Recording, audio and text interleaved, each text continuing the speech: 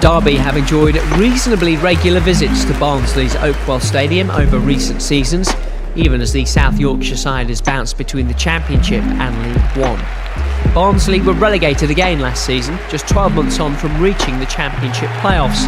The club has endured 3 relegations and celebrated 2 promotions in the last decade alone, though it's now 25 years since Barnsley were last in the Premier League.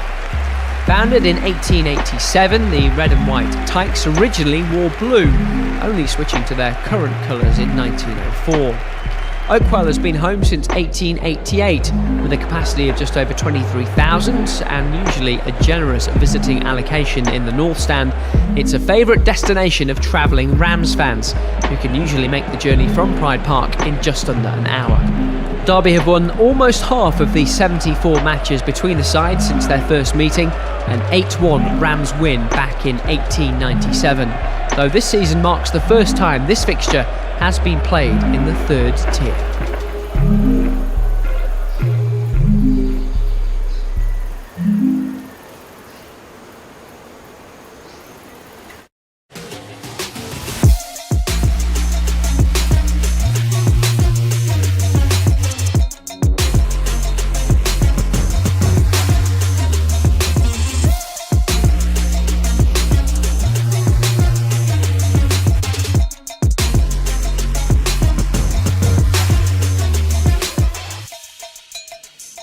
Hello and welcome to the preview show from RamsTV. We have a playoff 6-pointer coming up for you today, and a win for either Derby or Barnsley could put them right back in the automatic promotion picture.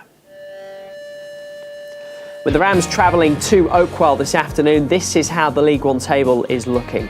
Sheffield Wednesday and Plymouth level at the top. Derby 11 points behind the top 2. They do have a game in hand on Plymouth. Barnsley are just a point behind the Rams, though they also have a game in hand. Derby could go 3rd with a win today. Defeat will see them slip to 6th. At the other end, if you're interested, it's Forest Green bottom, 8 points from safety. They are. Accrington are just above the relegation zone, but do have games in hand on the teams below them. And we'll take a look at the League One fixtures for today a little bit later in the programme. First, let's hear from the Derby camp ahead of today's game at Oakwell. The Rams got back to winning ways with a victory over Charlton last weekend. I've been catching up with the Derby head coach, Paul Warne. Paul, watched a bit of training earlier. Everyone seems in very good spirits. Yeah, you sound surprised. It's not. It's always nice to go out and watch. Oh yeah, they're in good spirits, mate. They always train really well. We trained them reasonably hard on Tuesday, it's fair to say. So they had a day off, and it's like the first day back in school on a Thursday. It's a good day to come in Thursdays because they know it's not going to be too physical. The sun was out, wasn't it? And we, as always, our sessions are a little bit about what we want to put into them tactically, but have to let them have a laugh and a joke as well. So I think we get the mix quite well. Yeah, they were in pretty good form. And not involved with the main session, but out on the grass, Max Bird and James Chester. How are they both getting on? Yeah, good. Yeah, they were both on pitch 1, weren't they? Both doing different rehabs, obviously. I think Birdie's a couple of weeks away. I think Chesy's less than that. So, which is good because I had a player in my office the other day and I was showing them all the fixtures left and potentially a couple of playoffs and a final as well. There's a lot of games in a very short period of time. So as I've made mistakes in recent weeks of maybe not freshening up enough or too much, or so, you know, you have the whole balancing act now of the next couple of weeks looks, you know, hard going. So as always, it's going to take everyone. Derby have used fewer players in League One this season than any other team by a decent margin as well. Does that make? I mean, is that how you prefer it, a smaller squad in the first place? Yeah, I do. I mean, every fan wants you to have like 40 players of unbelievable quality, but that isn't the case. And it is about quality over quantity. And I think we have got some really good players here. But realistically, if you don't use a lot of players, that's because you're doing well. I think obviously if we were in the bottom 3, we'd be changing things all the time. But there's no point changing for changing's sake. And in fairness to the senior pros here, who are outstanding players and humans, to be fair, they're really good lads. they look after themselves really well. So we've been fortunate. We haven't been, touch wood, blighted with too many injuries as well. So I don't think our squad is significantly smaller than any others. Probably a few of the teams above us, possibly. But I do prefer to keep a smaller squad. I do, because it's an easier group to motivate. It's an easier group to get together. There's less chance of a slide group off on the side or any infectious diseases. So I just prefer a small group, but a competent group, and that is what we've got. So look, while they're all fit, it looks great. However, if I had 5 or 6 bad injuries, I'd be playing Richie up front at the weekend. So no one wants to see that. Let's get to the weekend. Off to Barnsley. How big a game is this for you? Well, as big as every other game, really. That's my honest answer. I was going to give you some answer, but that's not true. It's as big as every other. Like Michael and Martin and that have done a brilliant job there. They've collected more points per game than we have. I appreciate what difficult opposition it is. They've won 5 in 6. I think they'd won 5 out of 5 before we played them in the FA Cup. And in fairness, the first 15 minutes of that game, we could have took a right crack. So it was only after that we got back into the game. So look, they're in really good form, as are we. They've got very good players, as have we. They're very well coached, as are we. It's virtually, there's not a lot to pick between it. And look, I'm not going to give it the old, it's a big psychological boost. Look, you just got to win it. You just got to try and win every game, and that's what we'll do. We'll try and win. Whether we need to change a couple of things that's what we're looking at. But yeah, it is a big game. But then, in fairness, it could be at home against whoever. Saturday, it's still 3 points I want to win. So it does have more credence for the rest of the league if we win. And what is good for the rest of the league, especially the top 6, there's nothing better for a manager if you see like Plymouth are playing Ipswich. You think, great, they both can't get 3 points, and that's what all the other managers will be thinking this weekend. Cool, they'd love us to draw because it would stop one of the teams sort of ripping it up. So, but I expect Michael and his group to go for the win, as would we. So it is a big game, but come Monday when we do this again, you'll go, oh, is that a big game tomorrow against Cheltenham? Yes, it is, thanks for asking me. It's just that's just how it is. So look, we'll be our best version of ourselves, hopefully at the weekend, enough to win the game. If we don't win the game, I like to think Barnsley have to be excellent to stop us. And if they stop us and beat us, they deserve it, because we're a good team, as are they. But we'll definitely go with the intention, with a great following, to take the game to them. There's Paul Warne, and it will be a great following for Derby today. Just a shade under 5,000 Derby supporters expected at Oakwell this afternoon. Well, let's hear from Warne's opposite number. Here's Barnsley boss Michael Duff on Facing the Rams today. Every part of the football club is at least a championship club, apart from the league they're playing in, if that makes any sort of sense. With the ground, the training ground, the support, the players, the staff. It's a tough challenge. But there's a few of them in this league. You look at the 4 teams in the playoffs at the minute are all ex-Premier League teams. Then you've got your ones just underneath it as well. So yeah, we know about the size of the club. We know there's been a lot made of the support that they're bringing. But we felt a little bit. I don't think we deserve to get beat in the league game down there. I don't think it was a 3-0 in the FA Cup game. But they're dead and buried now. It's a fresh challenge. We're at home and try and take 3 points. Yeah, you were disappointed with aspects of the cup performance, weren't you? But fair to say Derby will be facing a different side on Saturday. Yeah, I think our team's changed quite a bit since then. And I thought the first 25 minutes we were excellent. And we ended up going 1-0 down at half time because Matty Wolf has a sort of moment of madness where he tries to punch the ball from a corner in the last minute.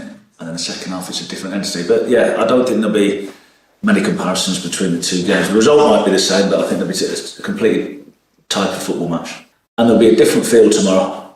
You feel it and you smell it. When you drive into the ground, there's a different noise, there's a different buzz, because the supporters will be up for it. And then, yeah, like I said, there's that sort of, almost that tribal sort of thing of us against them, and with the supporters. The players feed off that energy. I've said it all the time, players feed off energy, good or bad.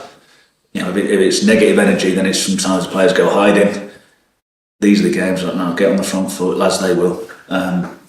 Take it to them, hopefully get the supporters going and give a good performance. It might go horribly wrong, but we might win. Because people keep telling me about this run of games. It's like, oh, that's a tough run. But what happens if we win a couple? It seems to be a Yorkshire theme that if it's glass half empty or glass half full, we'll go half empty. It's like, well, we might actually win Saturday. And then what might happen? it's only worth 3 points. Doesn't make us favourites for anything. We might get beat. All we want is to give the supporters a performance that they can be proud of, so they keep coming for the rest of the big games. And Michael Duff there, just a little more detail on Barnsley for you. They're arguably the form team in League One, having picked up 16 points from a possible 18. They were big winners at Duff's former club Cheltenham last weekend. They've actually picked up as many points on the road as they have at home, and they will certainly be tested at Oakwell over the next few weeks. After Derby today, they host Plymouth, Sheffield Wednesday and Ipswich, all in the month of March. So some big games coming up for Barnsley over the next few weeks at home. Time to hear more from the Derby camp ahead of today's game at Oakwell. Incredibly, it's still a little over a year since Eiran Cashin made his first senior start for the Rams in the league. Look how far he's come in a black and white shirt for Derby, and he finally got his first Pride Park goal last weekend. Yeah, it was an unreal moment.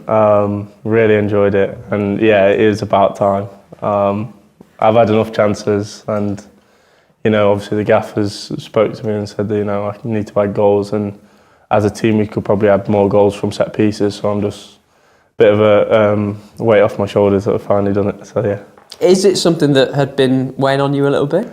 Yeah, a little bit. Listen, I feel like I've been doing all right, playing quite well, but like I say, it's always highlighted that we can be more aggressive and obviously get more goals from set pieces. And so yeah, I'm just happy that I finally done it. Big smile every time. And your mug, because I know the mugs have been a big topic of conversation. Yours has gone somewhere a little different. Yeah, so obviously I don't drink tea or coffee. And my granddad was watching the RamsTV, and he noticed once either a player, I think it was Conor Horan, or the gaffer was talking about the mugs. And he messaged me saying that he wanted the mug, so I dropped it off to him yesterday. Finally got it, and I dropped it off, and he was over the moon with it. So has he been a big influence, your granddad? Yeah. He's probably my biggest fan, and well, especially my mum's probably my biggest fan, but closely followed by him. But yeah, he's very loud and always talking about us. But yeah, it's embarrassing. Does he try and help? Like, does he try and give you feedback on performances, or does he just support you? He just supports. He just supports you, or support from afar, and then I'll get a bit of stick off my parents, especially my dad. But yeah, lovely. It's almost a year to the day, last week in fact, that you made your first league start for Derby. Do you remember the game? Yes, it was Peterborough. Yeah, I remember it. Didn't expect to be playing that game, and then obviously find out the day before, and it's been a roller coaster since. Let's just put it that way. Obviously, lots of ups and downs, but I think now we're finally going on up. Yeah, and you say roller coaster. I mean, you've been a near ever present ever since. Do you pinch yourself about how far you've come over the last 12 months? Yeah, a little bit. I think obviously the 12 months is what everyone sees, but obviously there's time before that which obviously the fans don't see, and a lot of people don't see, the academy and all the sacrifices you make to get to that point. But yes, since a year that I've been playing, it's been surreal. There are some metrics that say you're one of, if not the best player in League One this season. Do you keep an eye on stuff like that? Not really. I think my mum will have a look, and she'll come in and stuff like that. But it doesn't really bother me, I just want to play football with the team, and I want to get promoted. I think there was I think Ibrahimovic said that if he wanted to win his own trophies, he'd play golf or something. It was something along them lines. If he wanted to win trophies on his own, he'd play a one-man sport. But I play a team sport because I want to win as a team. I did not expect you to be quoting Zlatan. Yeah, I don't know where that's come from, but yeah. Eiran Cashin there. There is an early kick-off in League One today. Oxford against Bristol Rovers is the lunchtime game. Later, leaders Sheffield Wednesday go to Charlton.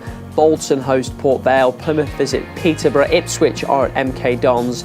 And an interesting game at the New Meadow where Shrewsbury welcome Wickham. Wycombe under new management for the first time in a decade this weekend after Gareth Ainsworth jumped ship to Queen's Park Rangers in the week. Club legend Matt Bloomfield has taken over from him. Yeah, we'll see if that affects Wycombe's momentum at all, but our focus will be on Oakwell, where Derby face Barnsley, with a big game in the League One playoff race taking place. You can watch the game with us on RamsTV if you're an overseas viewer. Go to dcfc.co.uk to get your match pass now. And we'll leave you with this. It was a really sad week for football. The sport and broadcasting lost a true icon with the passing of John Motson. Our thoughts are with his family, particularly son Freddie, who is a Derby supporter. Motti described some of the biggest moments in Derby County history. Here are just a few. Goodbye. One shot, with two others up within Sturridge and Ward, and the Costa Rican quite happy to run at the Manchester defence, and he's gone right through them, one shot, and he's scored! Oh, what a fantastic goal by the Costa Rican! McGovern, Davis, and a goal by Roger Davis, right against the run of the play. Here's Lee, good try, and Harvey at full stretch. And a fight going off the ball between Hunter and Lee. The fists were flying, and that's been brewing for quite some time. It's Bobby Davison for Derby, it's a goal! He's marked his return with his 19th goal of the season. So Hinton, 1-0. And the Coventry players most incensed about that. Davis, nice turn. This is Hinton. Newton's pushed forward as well. There's Davis. Hector! McGovern's on the far post. Oh my word! James again. Oh, it's come back off the goalkeeper, and Charlie George scores what for him may have looked a simple goal, but it's all about following them in. And now it's Nicholson who's got a good left foot. Oh, it's in! Nicholson has hit the bar, and it went in off Chris Woods. Shane Nicholson. Oh, brought down, was he? Yes, by Gary Owen. Penalty. And Joe Corrigan now remonstrating with the referee. And Corrigan is pacing out the 12 yards. And here comes the pot of paint. And this is extraordinary. We're going to see the penalty spot painted, are we, during the match? Here's the tape measure. And here's the pot of paint. And the referee says that the ball was correctly placed. Well, this is extraordinary. Certainly some football history being made here. I'm sure the penalty spot has never been painted during a First Division match before.